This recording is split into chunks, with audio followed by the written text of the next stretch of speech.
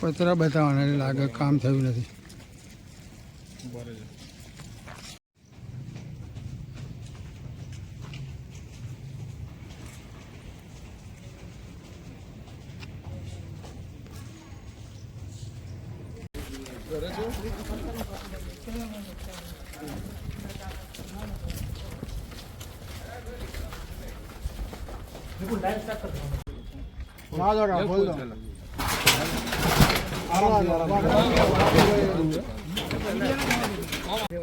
લાલભાઈ મજામાં?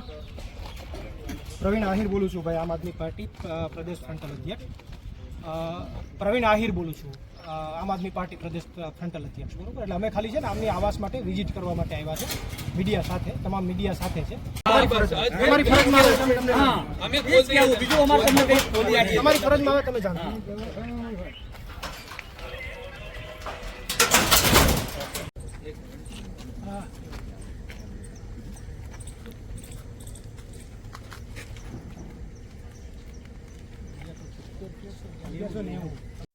આજ રોજ થલતેજ પ્રધાનમંત્રી આવાસ યોજનાની આમ આદમી પાર્ટી વતી મુલાકાત લેવામાં આવી છે. મારી સાથે આમ આદમી પાર્ટીના તમામ પદાધિકારીઓ આજે આવીને રૂબરૂ મુલાકાત લીધી છે.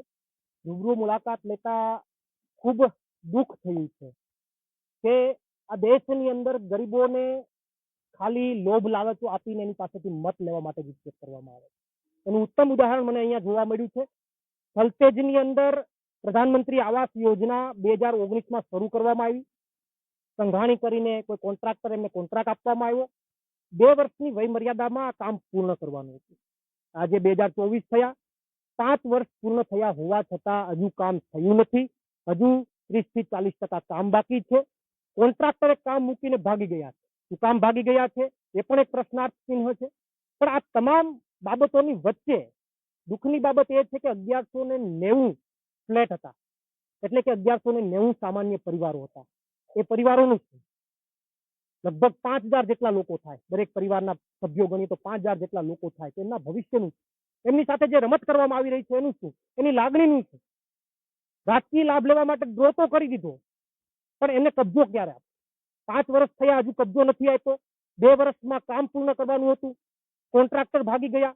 આમનો સીધો મતલબ એ થાય છે કે અમદાવાદ મ્યુનિસિપલ કોર્પોરેશન અને રાજ્ય સરકાર આ રાજ્યના નાગરિકો માટે કામ કરવા માટેની કોઈ એમની ઉત્સુકતા નથી.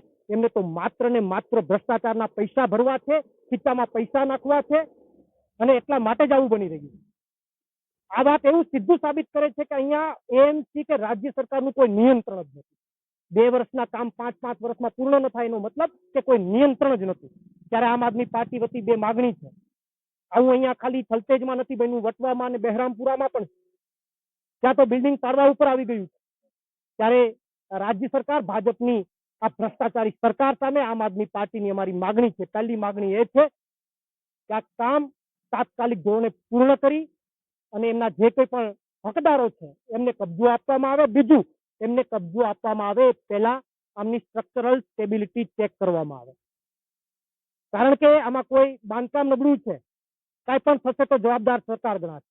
એટલે પહેલી માગણી આમ આદમી પાર્ટીની સ્ટેબિલિટી ચેક કરવા માટેની છે. અને બીજી માગણી આમ આદમી પાર્ટીની એ છે કે કોન્ટ્રાક્ટર શું કામ મૂકીને ભાગી ગયા? રોડ ઉપર કોઈ વ્યક્તિ પકડાય તો એને દંડ ફટકારો છો. રોડ તૂટી જાય, આવા બાંધકામો નથી થતા, એમાં ભ્રષ્ટાચાર થાય છે તો એમાં શા માટે કોઈ એક્શન લેવામાં નથી આવતી? ફરીથી આ જ કોન્ટ્રાક્ટરને બીજે ક્યાંય કામ મળશે. અને શું કામે મૂકીને ભાગી ગયા છે એની પણ તપાસ થવી જોઈએ અને એના ઉપર કડકમાં કડક કાર્યવાહી થવી જોઈએ. અને હું તો એમ કહું કે એના ઉપર નહીં, અમદાવાદ મ્યુનિસિપલ કમિશનર ઉપર અને મેયર ઉપર પણ કાયદેસરની કાર્યવાહી થવી જોઈએ. પ્રવીણ રામ, પ્રદેશ ફ્રન્ટલ અધ્યક્ષ, આમ આદમી પાર્ટી.